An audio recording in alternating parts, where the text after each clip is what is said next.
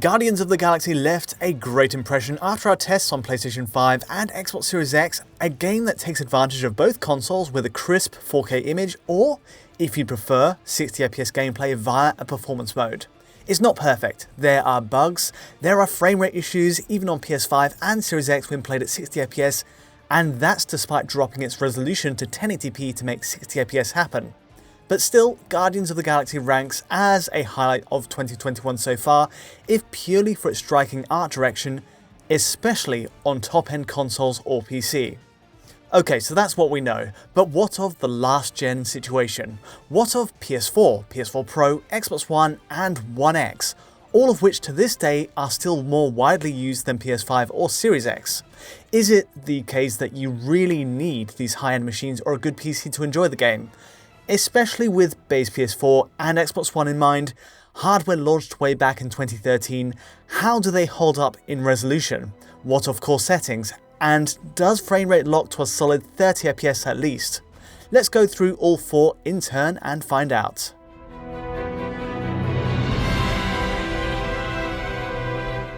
Okay, so the basics first. Firstly, all last-gen consoles from PS4 to PS4 Pro, Xbox One to One X, have just one single mode of playback, 30fps. One default mode, that's it. The quality and performance toggle is a luxury reserved for just PS5 and Series X users, and it's something Series S sadly misses out on too, being fixed at 30fps just like last gen. Second point, last gen machines make more extensive use of dynamic resolution scaling to hit that 30fps. Looking back to PS5 and Series X, I can confirm native resolutions do drop under 4K in its quality mode. Since our first look, I've spotted a few drops since, down to around 1800p on each.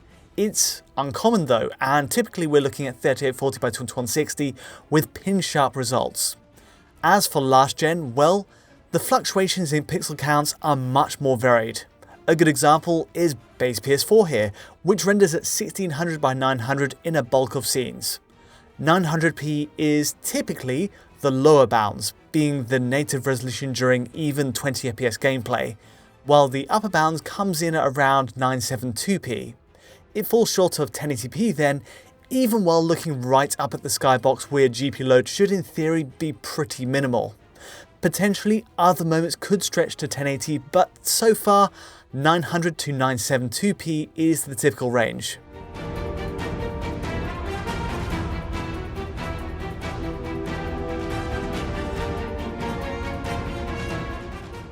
Next up, the burning question is how does the base Xbox One run? Being the weakest of the 7 Sony and Microsoft consoles running Guardians, to be honest, I did fear the worst. Especially so knowing how taxing the Dawn engine is on even newer consoles.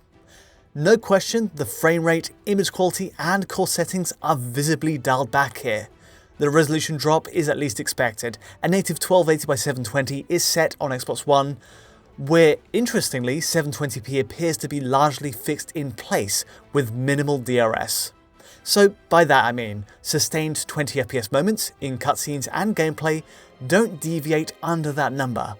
Even looking right up at a starry sky with a single ship being rendered on screen, we're getting 720p there too. It's a heavy cutback in pixel output and yes, the game can look rough as a result. Hair and fur elements suffer more visual noise in the upscale to 1080p and beyond, and even the game's TAA method can't filter it out effectively. The result is, well, a garbled mess on fine hair elements, but for the rest of the game it looks just soft, with some visual breakup here and there as the camera pans.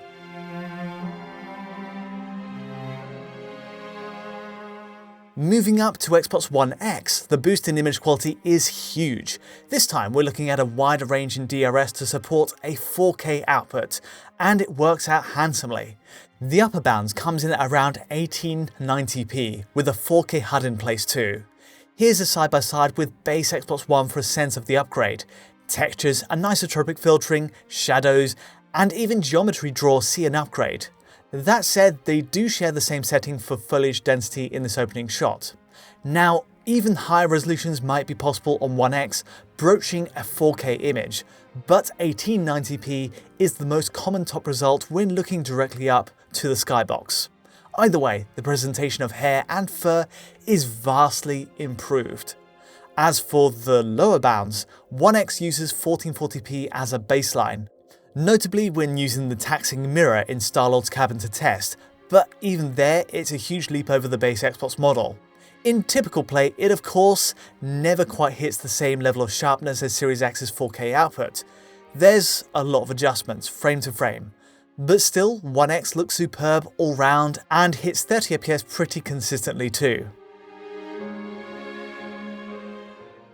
A side note here before we move on to PS4 Pro. More damning perhaps is the comparison between One X and Xbox Series S, which right now only renders at a native 1080p. It's a generation ahead, and frankly the older One X is pushing a far cleaner high resolution picture. Any close-up of hair or fur shows One X has a huge advantage in resolving sub-pixel detail. It's a dynamic 1890p on left, potentially 4K in spots, next to a practically fixed 1080p image on right. In other words, no contest. But resolution isn't the whole story. In fact, Series S, despite the lower pixel count, pushes higher visual settings. Shadow quality is marginally improved on the newer machine as we travel across this front garden. And most outstanding of all is the texture quality boost on Series S as well. Check this out, as you look at the lyric sheet, it's Series S pushing a higher resolution texture, meaning you can actually read the words more easily. That's a high-grade asset still presented through a 1080p window, next to a low-grade asset on One X presented at a higher resolution. Meanwhile, of course, on the upper part of this image, One X actually resolves geometric detail on those guitars better. Series S loses out in pixel count then, but still has an advantage in texture quality and shadows.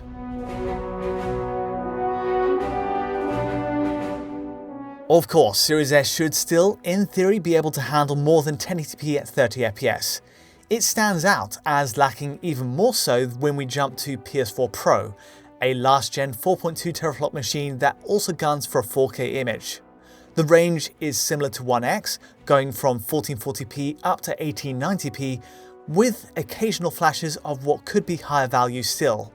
It's more obviously in flux between 1440 and 1890, and Pros often with the less clear image than One X. So for example, you get 1728p while walking around the Milano, and numbers below during intensive combat. Still, it's an impressive, visually strong turnout for both enhanced machines. Again, not as sharp as the PS5 or Series X editions, but it's just surprising how clear they both look anyway.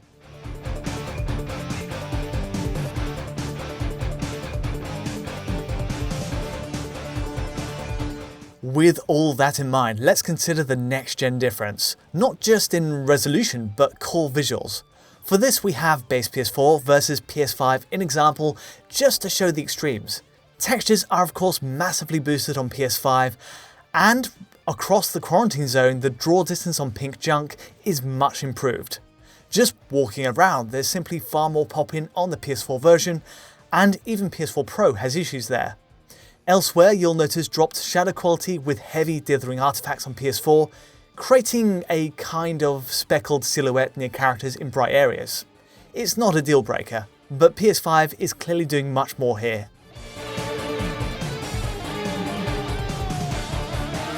All of that is expected, but it does go further. For a start, geometry is chopped outright on last gen. Notably, Star-Lord's room sees a lot of decoration, seating, boxes, spare change on the desk, cut out on PS4 likely to save performance in front of this mirror. We see it in plenty of other spots though. Opening out to the second major planet, called Seknarf 9, grass is outright missing. And of course, the opening garden is massively pruned back on PS4 as well, leaving it looking rather barren all round. On the point of foliage while we're here, there is also a downgrade in physics between the last and current gen versions. Switching back to the Xbox systems, we see base Xbox One and One X have limited foliage physics on small reeds, but nothing on the larger rubber plants.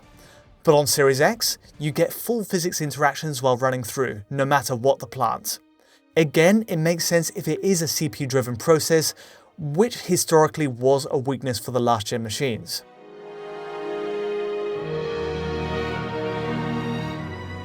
So, for all the cutbacks in resolution and visuals, has the trade-off been worth it in frame rate? I've got to say the results aren't entirely what I expected. Let's boot the base PS4 version first then, which, as it turns out, is the very worst performer of the four. In fact, surprisingly, frame rates are consistently worse than even the base Xbox One across every test point here. As a baseline, the game does run at 30 FPS around the Milano and the early sections of the quarantine zone, that is with streaming hitches. It gets it right for exploration generally speaking. It's just when we're faced with cutscenes and any form of combat, PS4 starts to buckle down to the 20 FPS line. And bearing in mind, each new battle introduces a new mechanic, a new guardian, more skills like elemental rounds, it does progressively get worse and worse. A few sample points on PS4 for a sense of how it runs. On first being given control, performance locks to 30 FPS decently enough. However, climbing through to see the full view of the quarantine zone, frame rates instantly take a hit to between 20 and 30 FPS. Screen tearing is included, though you'll rarely notice it right up the top there. Then we have the battles, where, well, the drops become more egregious. You get long stretches in the low 20s here, taking out these large, giant cactus orb-like creatures. And later maps push the PS4 even harder as the effects stack up with rain, icy elemental shots, and more. That's not to mention the cutscenes either, which can lock at 20 FPS for the entirety of a shot.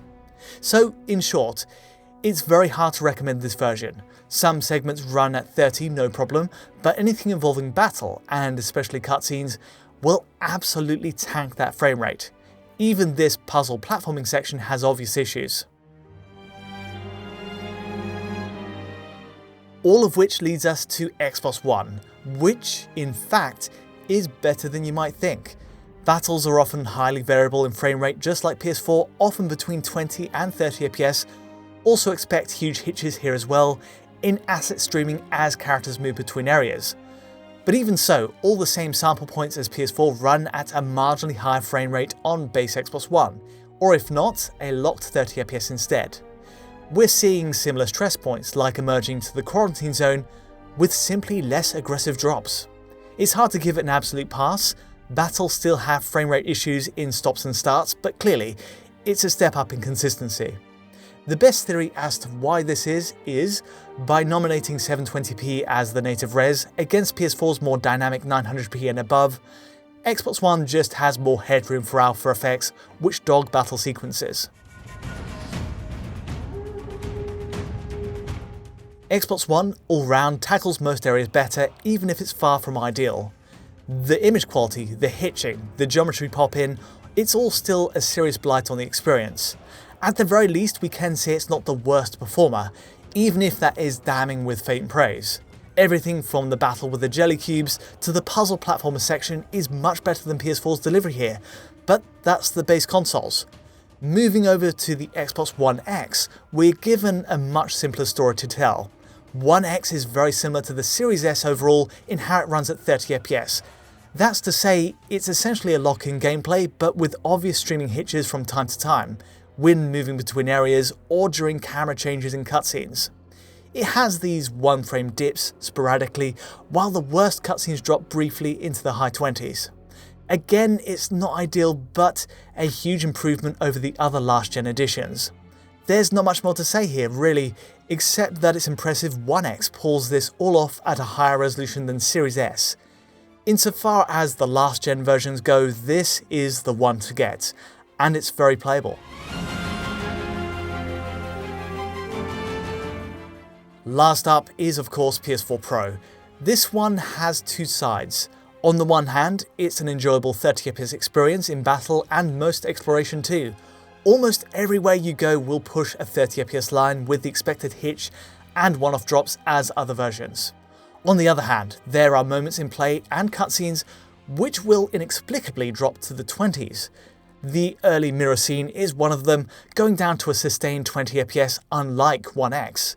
Battles in the quarantine zone are solid too, but cutscenes will again tank that frame rate line down to the low 20s in bursts. So PS4 Pro is a mixture. It's again very playable, easy to recommend, looks great in its image quality and shares a lot of design choices with One X. only it does all of it at a slightly less stable frame rate in cutscenes and these odd moments.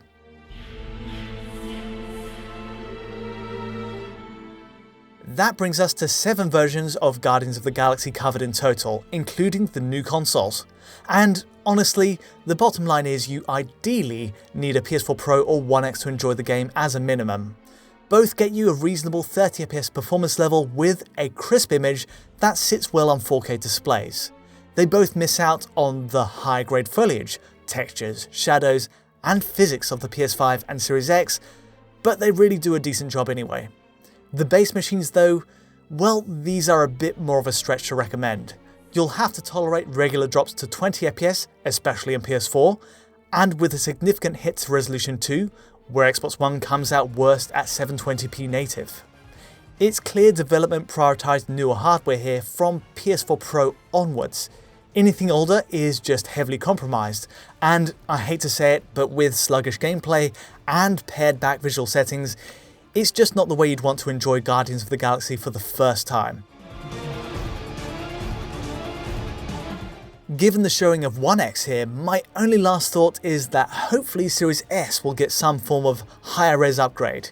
It deserves it and I'd love to see it happen, but that's all from me today. If you did enjoy this video, feel free to like or subscribe, and don't forget to hit that bell for notifications as any new video lands. To get a high quality version of this video, check out our Patreon at digitalfoundry.net, and to get in touch with me or the rest of the team, just use Twitter. But from me for now, thanks for watching.